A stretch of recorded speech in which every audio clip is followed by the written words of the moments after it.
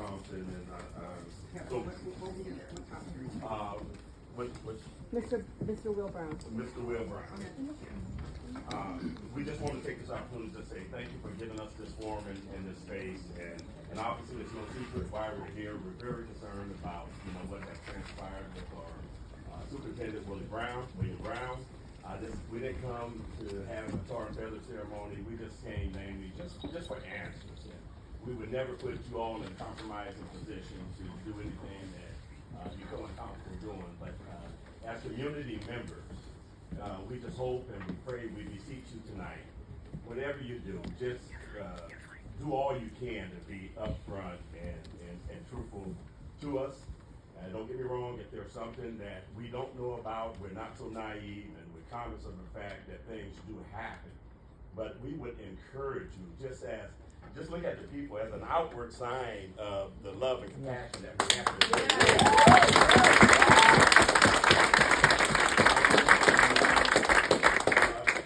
President Damon, we're just here. We're just asking that you all, whatever you do, things are going so well with our students. And it's one thing to deal with African Americans, Natives, and those with disabilities. Even another thing to deal with children walking out of their classroom. But when you have staff and faculty that deal with this every day, we beseech you today. We beg you just to bring this man back. Give us an opportunity to live a positive, productive, and most of these kids are going to want to live a prosperous life. And this man here has completely turned this jurisdiction and this district around. And we just humbly submit to you today, whatever you do, get this man back on the job. Our children have been traumatized, our family has been hurt, our community has been devastated. So that's my statement tonight to you, and I just want to say thank you all for having an ear to hear. Thank you.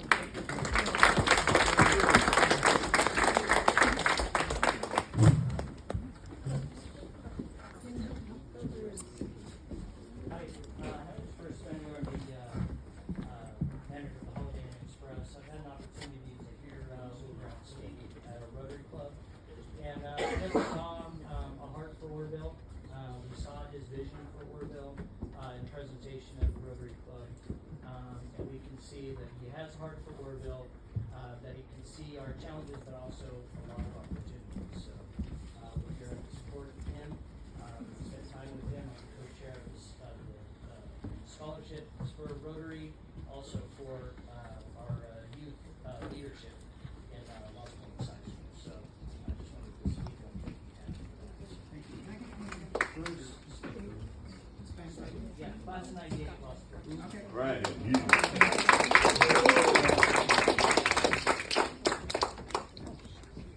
My name is Teresa, and I'm speaking tonight on behalf of William Brown. We're meeting I'm doing this because after years of feeling like my son with autism's needs were not heard and falling on deaf ears in this district, I finally had a ray of hope with him. He made it a point to go into his classroom regularly, seeing what needed to be done. Every time I came in before him, and we had some issues in the high school, his IEP was not being followed. He was losing speech time, different things. Every time I tried to come in before Will Brown to talk, I was always shoot off to Kevin Seamus. I came in last month for the board meeting about the bus driving situation, and I had said that William Brown had seen me within 5 minutes. And he also made it a point to go back and forth to my son's school numerous times. I'm not the only one that's suffered discrimination with my special needs child. Minorities have suffered it as well. There's been lawsuits about it. It's been very prominent. So I just feel like he hurt us, and no one else has before. So, and I have what I was going to say, but I'm going to cut time so everybody can get it.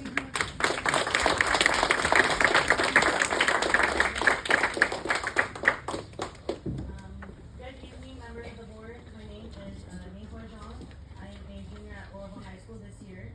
I've been wondering why so many students walked out of my school on Friday before Thanksgiving break. I can't speak for all, but I can speak for myself. I walked out because it is very devastating seeing a very involved superintendent put on leave. I walked out because Mr. Will Brown attended our school activities like sports games and club activities even when they were out of town.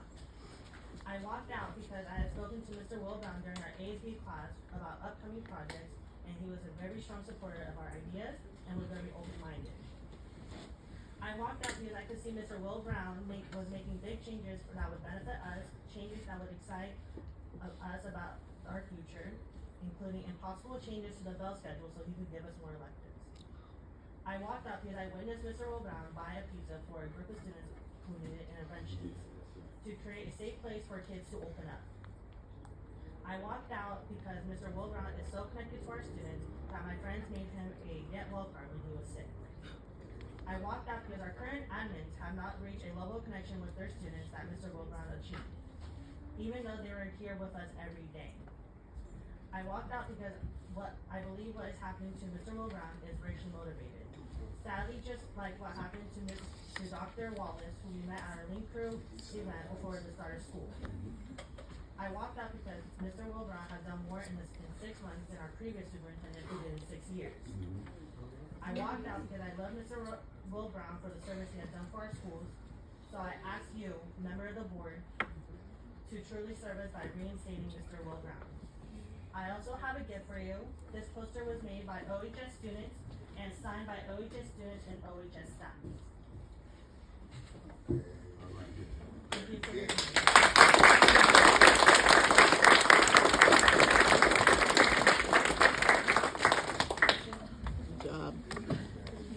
Good evening, board members.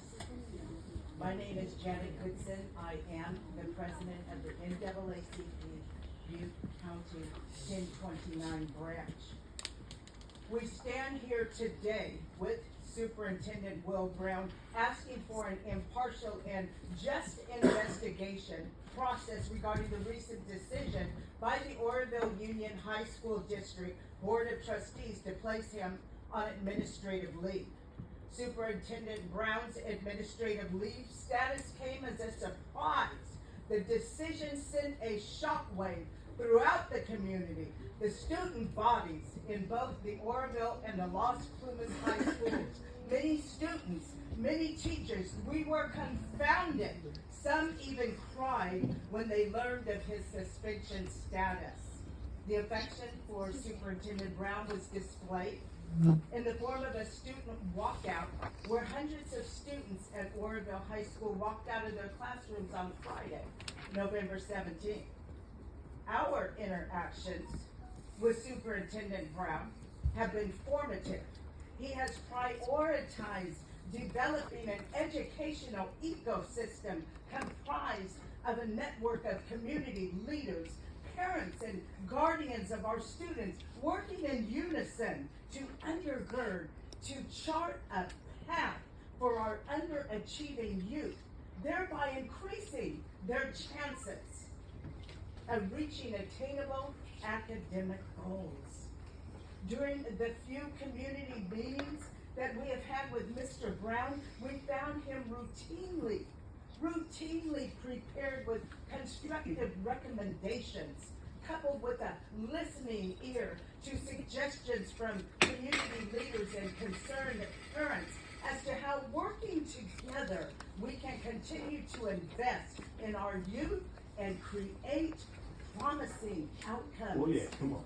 To date, his tenure has been short, but his presence, his contribution, his investment, and his commitment to our community and students have resulted in measurable improvements, both in the academic realm and psychologically boosting the morale of all.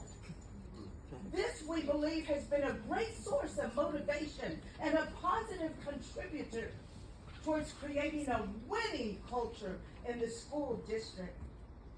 We will continue to monitor this investigation process and remind the Oroville Union High School District Board of Trustees that you are accountable. You are accountable to our community. And we charge you. We are charging you to place the students' interests above all personal preferences and politics. Thank you. Hey, all right.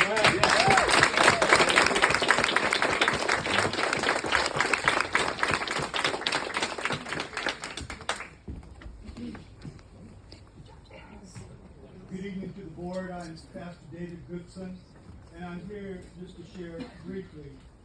In a short period of time, Mr. Brown has improved morale amongst teachers, students, and staff. It is natural for differences of opinion to arise with leadership. However, most differences can be resolved, especially between a superintendent and his board. We would encourage you to resolve the differences with Mr. Brown. A great investment has been made by the district in selecting Mr. Brown, who is one of the most qualified applicants and candidates that ever came prepared. It is our hope that this board will reinstate Mr. Will Brown in his position as superintendent. Without delay. Without delay. Yes, thank you. I'm Ray Rao. I'm a community activist. I think everybody know who I am. Everybody in here knows. We know. I know y'all know. So listen, it shouldn't take all these people, though.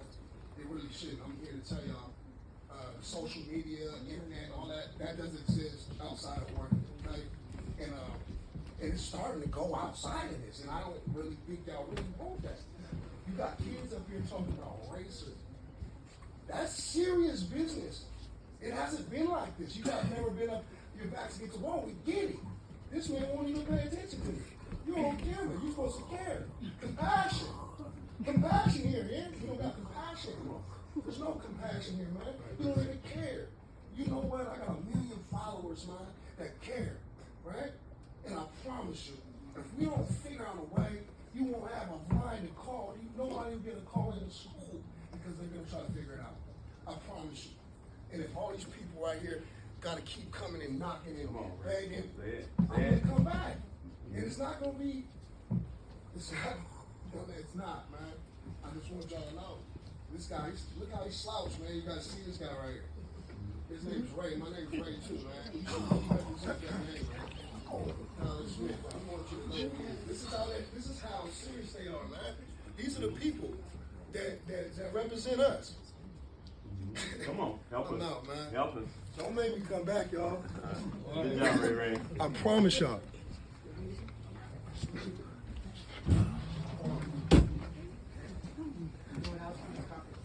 How much time do we have, sir, Mr. Green? 3 minutes? Good evening, board.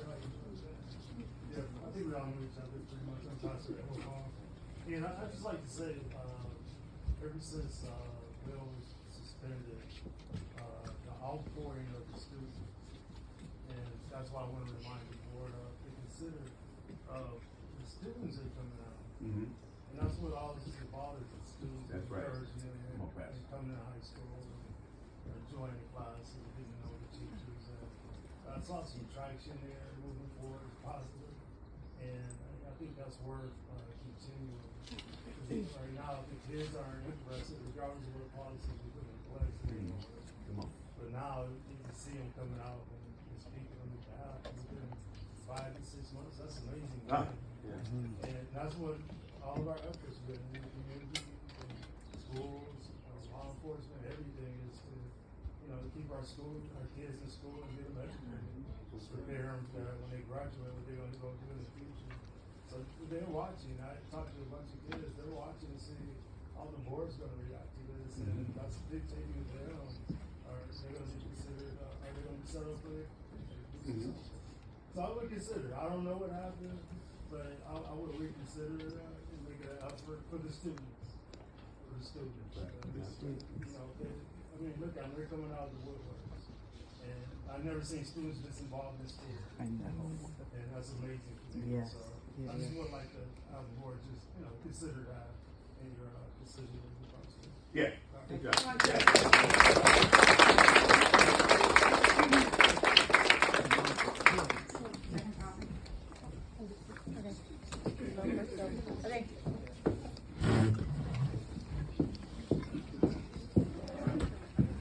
Those are all the teachers. Hello, this topic is going to be on. They're all loaded. Social discrimination. Good evening. These are teachers now. community members. My name is Judy Tatum, and I have been a special education teacher since 2008. I have a moderate to severe education specialist credential, a preliminary administrative credential, and a master's in education. I currently teach adult students with moderate to severe disabilities at the Adult Transition Center, and I am a huge part of the special ed community. Regardless of our individual position on any issue discussed tonight, I believe we are all here tonight for a shared concern about changes in and about administrative leadership, and because of our shared commitment to students in our district. According to the California Department of Education, we serve over 2,300 students in our 5 schools. Approximately half of our students identify as Native American, African American, Asian, Latino, or mixed race. Over 80% of our students report economic disadvantage, and nearly 15% of our students are identified as having disabilities. We have a large population of at-risk and vulnerable students in our district. Full stop. Excuse me. As a special education teacher with the ATC, I work with some of our most vulnerable student population. As a mother, an active member of our community, and as a professional, I am concerned with the direction of our school district seems to be heading. Tonight, we are here to discuss uncomfortable topics. Things that make it easy for organizations and communities to divide. As we work through this meeting, I simply ask that we suspend judgment and remember that regardless of our differences, we have over 2,300 reasons to find common ground. That's right. Yes. As we all know, it was How many kids are in identified both in high 2020, schools or and the OUHSD stipulated that there was a significant need to improve processes, procedures, and compliance with federal and state laws to ensure that students of color and students with disabilities did not face discrimination. Yes.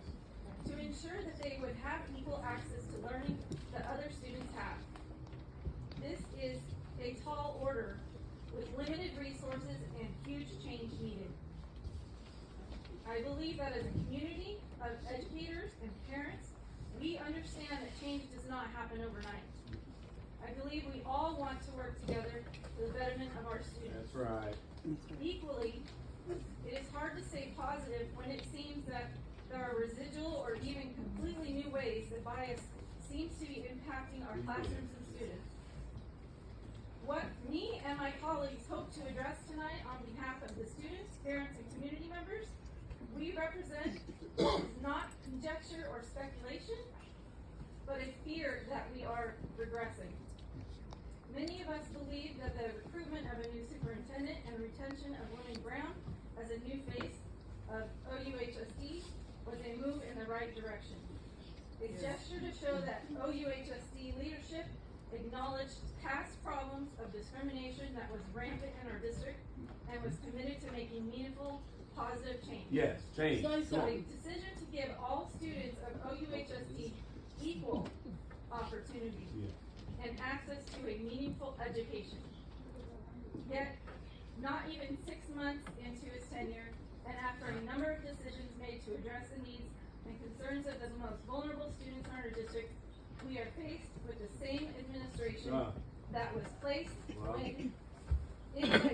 when all of this concerning practices were in place. Come on.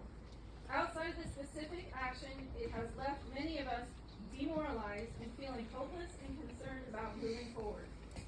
We are concerned about retaliation for bringing issues and supporting change.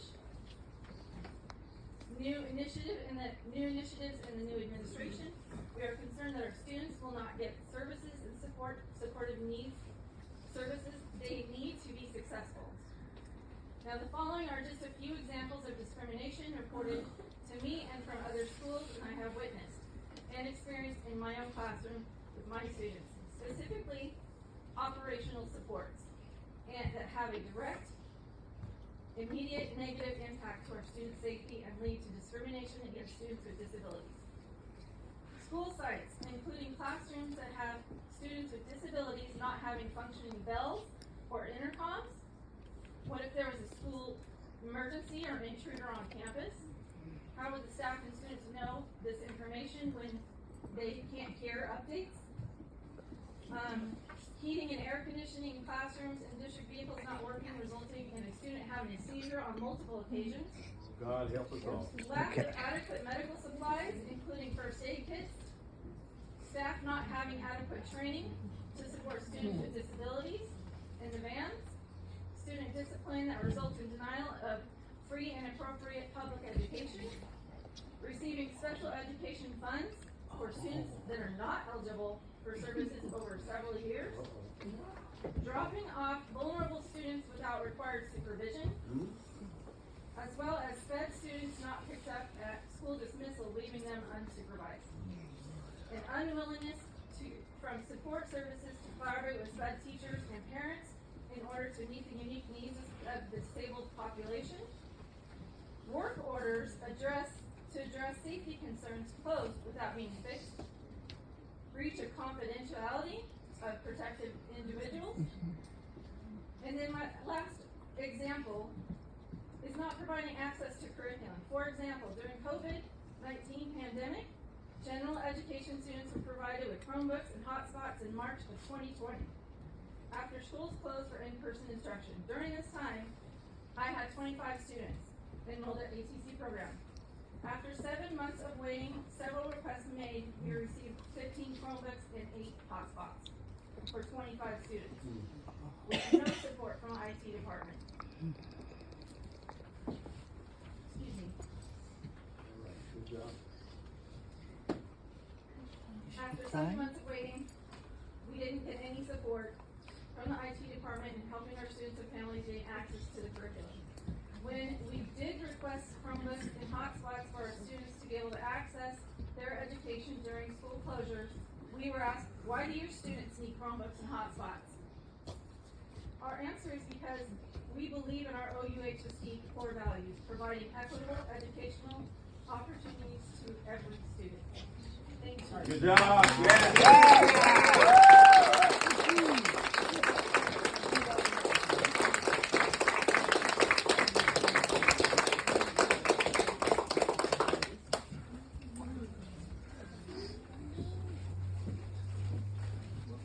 Okay, anyone else on the next topic? You have 7 minutes. 7 minutes. Hi, I'm Randy. I am a paraeducator with the district.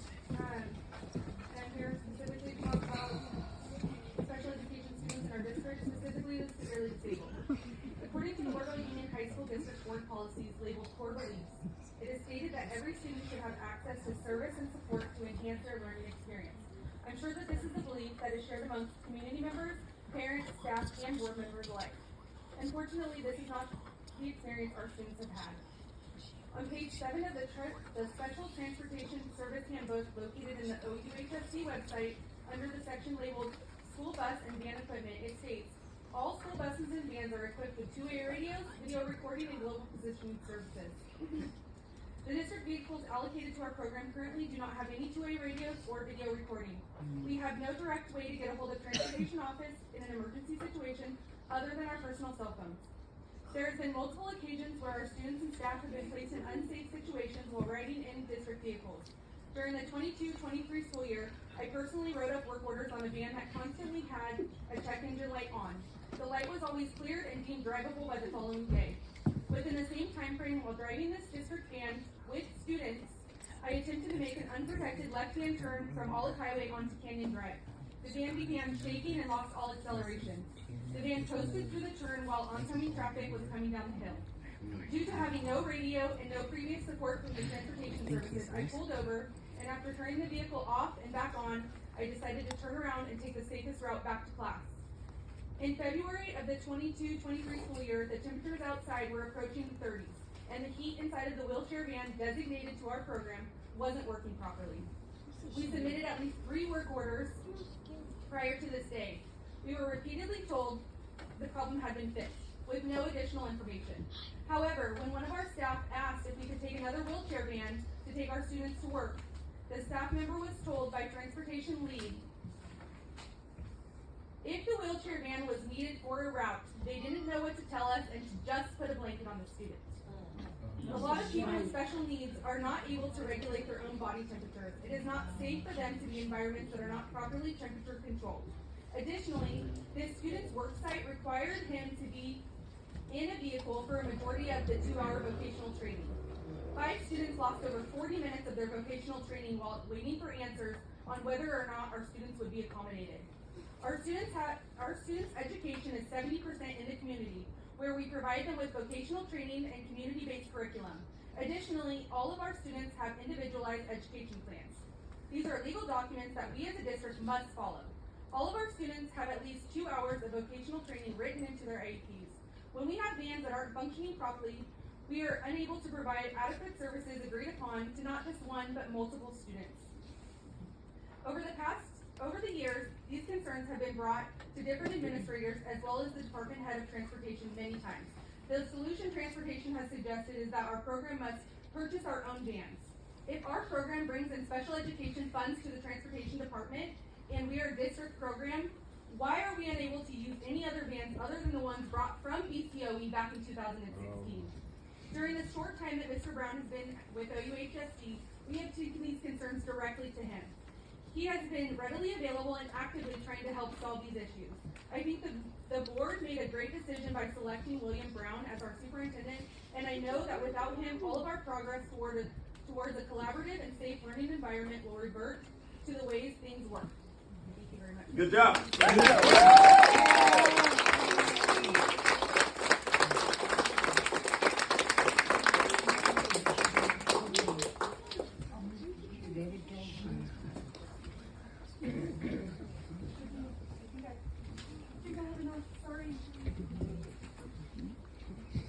Anyone else on the same topic?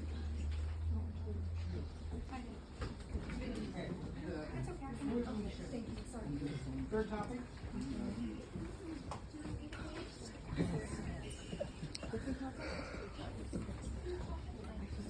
Speaking of teacher and staff morale. Speak big, speak big. No microphone. I'm And why speaking is there no- on why? teacher, staff, and student morale. I'm just gonna read it because I have a hard time in front of my books. The past 3 years may be the most difficult that students, parents, staff, and teachers have ever faced. Ever. COVID-19 and the subsequent move to remote learning Okay. and eventual return to in-person learning has had a profound impact on students worldwide.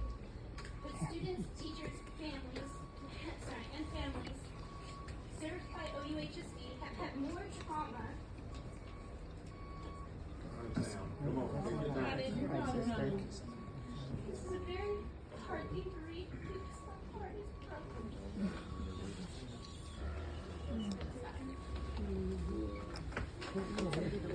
We've suffered more trauma than many. The fires, the dam emergency, the untimely deaths of many, including my mentor, Mr. Tom Murphy, and the students that we've lost to gun violence and other violence recently have taken a profound toll on students and staff. Morale at OUHSD has plummeted, and there has been a mass exodus, which has eroded morale even further.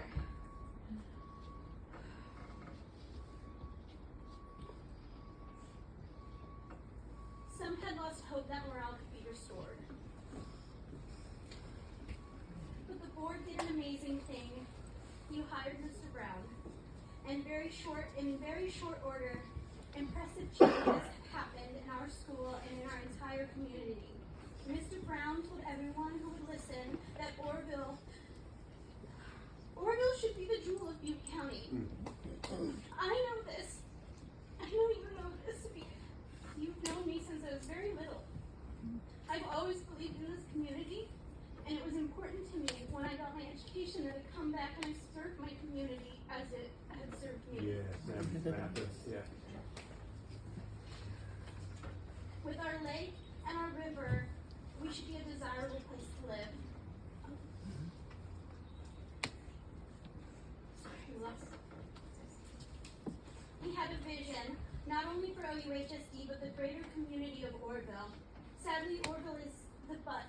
jokes, which I've suffered my whole life, even from teachers who had worked at OUHSD when I was a child. I had jokes made about me, being from Oroville.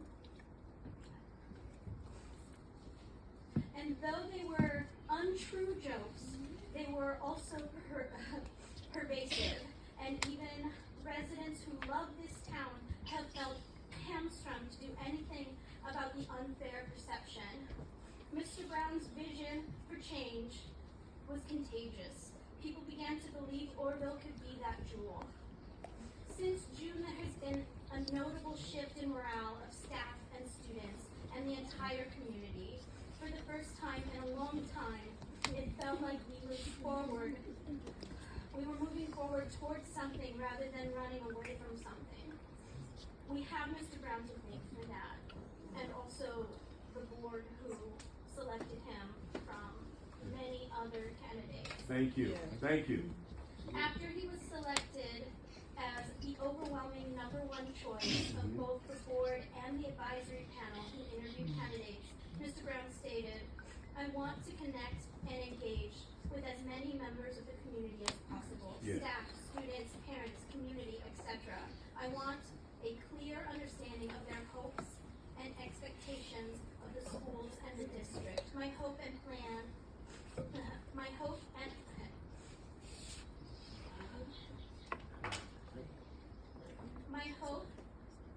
I plan to work tirelessly toward this is to over-deliver." That is just what he has done, and morale climbed to the highest point it's been in years. Yes. His placement on leave threatens to undercut all of the important progress the district has made. The board invited in Mr. Brown's vision by hiring him, and that has been one of your most praiseworthy decisions ever. We ask you, don't lose sight of this. And Mr. Damon, I want to quote you from a few school board meetings back. You said we need a heart change to make any of this work. That's right. That's right. He's bringing the heart, and he's bringing the heart out of many of us. Yeah. Yes. Yes. Wow. Yes. Good job, Good Samantha.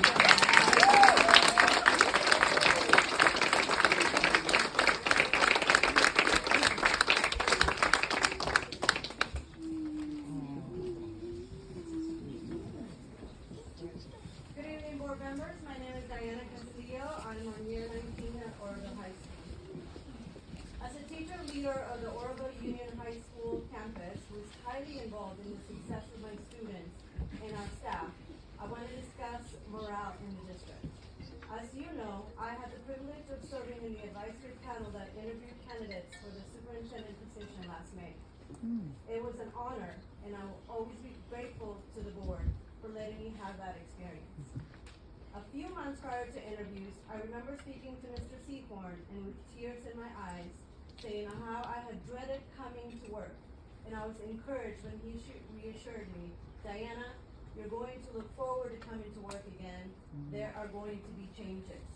All right, And you know Ray. what? Come on, Ray. Mr. Stick to it. Seahorn, you were right. On Thursday, May 18th, in a press release to the community, Mr. Seahorn said, "Following interviews by our advisory panel and trustees, Mr. Brown was the overwhelming #1 choice of both groups. All right. Thanks, Ray. We all feel he has the experience and personality that best fits OUHSD in our community." And again, Mr. Seahorn, you were right. Yeah. Since June, students, staff, and community members have watched Mr. Brown make OUHSD a better place for students, their families, and staff. His encouragement, positivity, and collaborative leadership has changed the morale on our campuses throughout the district. His ability to make relationships with both students and staff has made them feel valued and cared for. His vision for the future of our district and entire community made us hopeful to work for a district that has faltered recently. Board members were selected to put students' interests first, and in May, this board did just that by hiring Mr. Brown. Yes. Mr. Brown has boosted morale and brought hope that many of us have been waiting for. The hope that our district and schools will thrive again like they once Come did, on. Let's do it here. like when I was hired. With Mr. Brown gone, morale has already dropped. I fear OUHSD will lose many teachers and staff members who are holding on to that hope if he's not reinstated. The numbers speak for themselves. In the last 2 years, 27 teachers and 7 administrators took pay cuts and left OUHSD. In fact, in this past week, several teachers, including myself, have discussed leaving OUHSD if Mr. Brown is not reinstated. He was our hope. This would be devastating for our schools and our students. Mr. Seahorn, board members, I want to look forward to coming to work and teach at Oroville High School. And I'm counting on all of you to recognize that the overwhelming #1 choice of both of those groups in May. And we need to bring Mr. Superintendent Brown back. Come on, board, let's do it.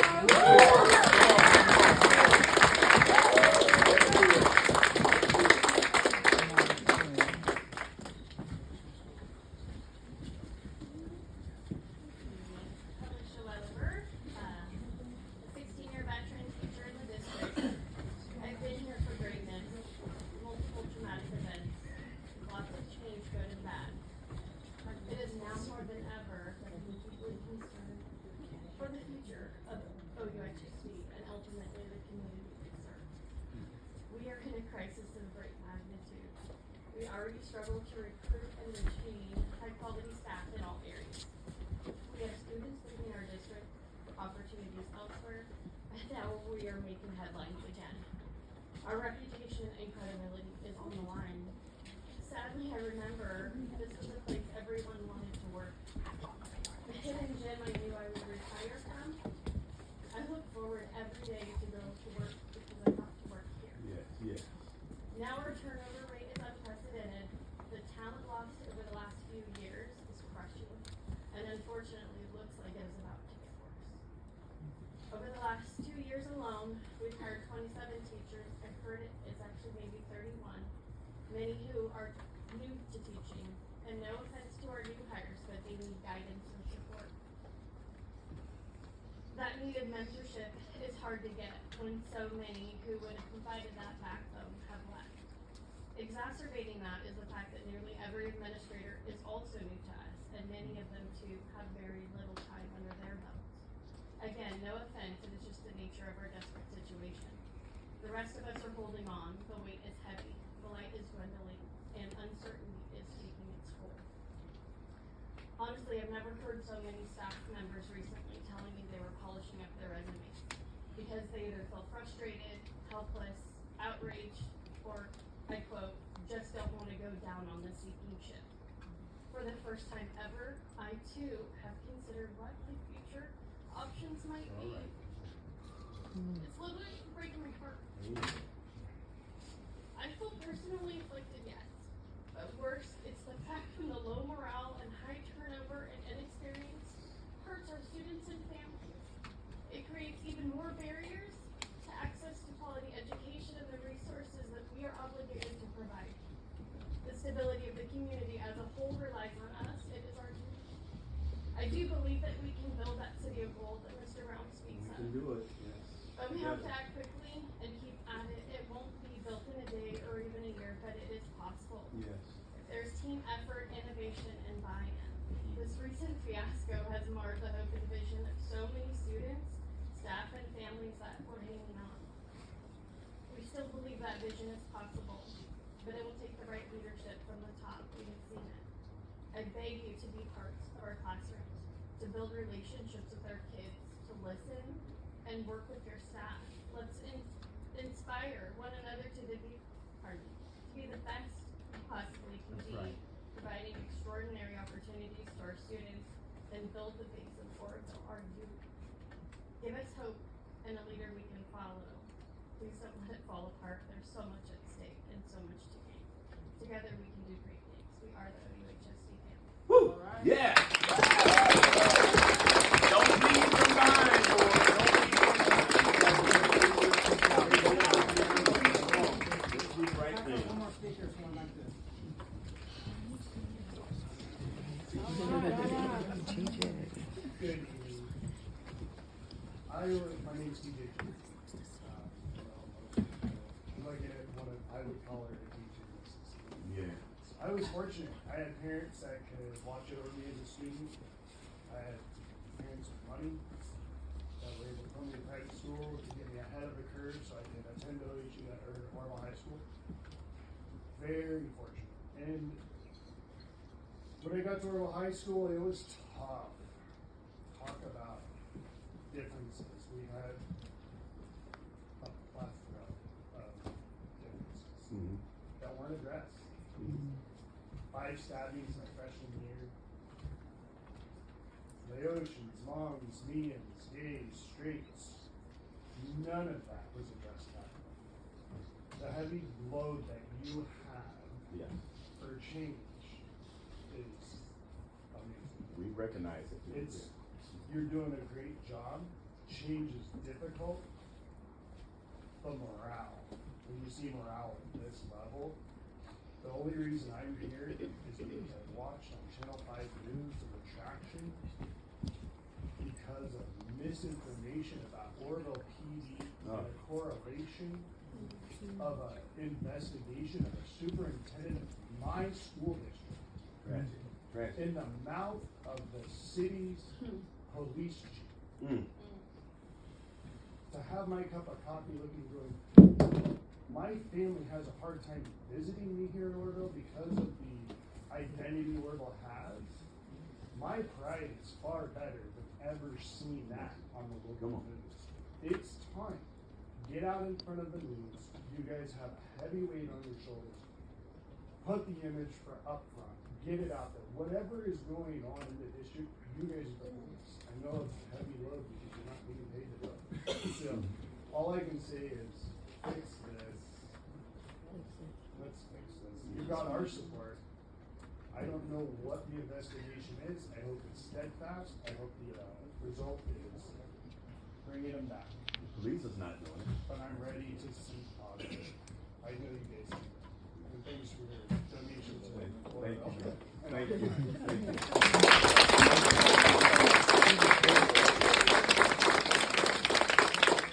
That's a different topic, that wraps.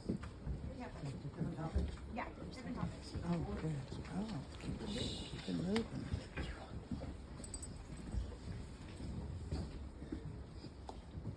Hello everyone, my name is Eliza.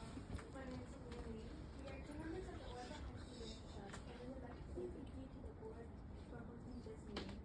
Oroville High School Dance Club is a student-led club. Unfortunately, our other members couldn't make it. A little bit about our club is that we have performed at our school now with Latin Heritage Dinner. In Dance Club, we get to create our own dance routine and perform cultural dances as well. We appreciate the community and family for joining us during the Latin Heritage Dinner event. It was a special moment to see everyone united. In my whole year of education, I had never experienced an event like this. We would like to thank the board one last time for organizing this event.